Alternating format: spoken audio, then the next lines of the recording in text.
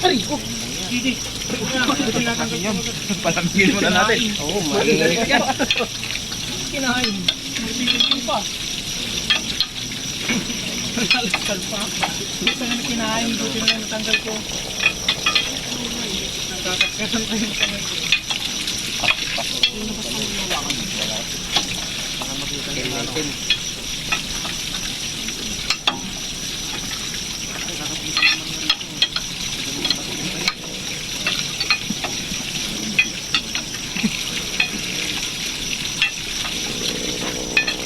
Cutter na patuloy.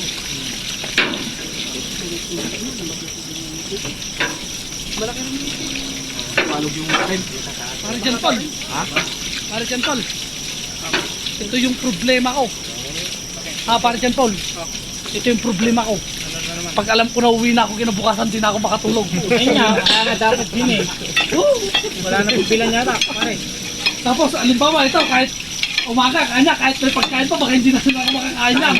Dapat nalala yung tubig. Wala, kamay. Maganto atan ba? Magantong. Ba't kasi yung steel dust circle? Tol. Aha.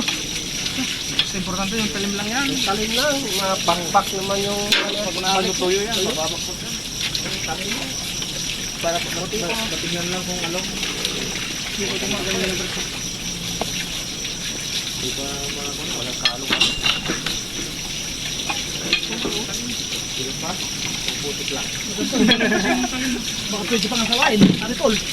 Oh, baka manakan mo pa ito ng dalawa. Pero may anin na. Kailang butas yun. Pero kalog na yung isa. Pero yung dalawa okay mo na, yung isa wala na. Maghanap ka sana ng kapareho doon. Sa ano? Okay ka.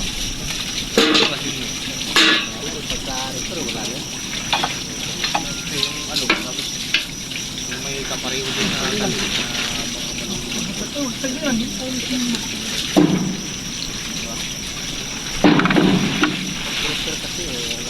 Nangyampi na. Oo, tingnan ko ang buta. Ang Yan, paano dalawa kasi galing. dyan maganda dito dahil yung passing niya. Yung luma, hindi pa makapasok yung mga buwan. Wala na. Parang hinahasa. Kakalog-kalog yun. ano? Ano lang? Yung isa natin. Naikot yan. Yan, diba? Eh, kung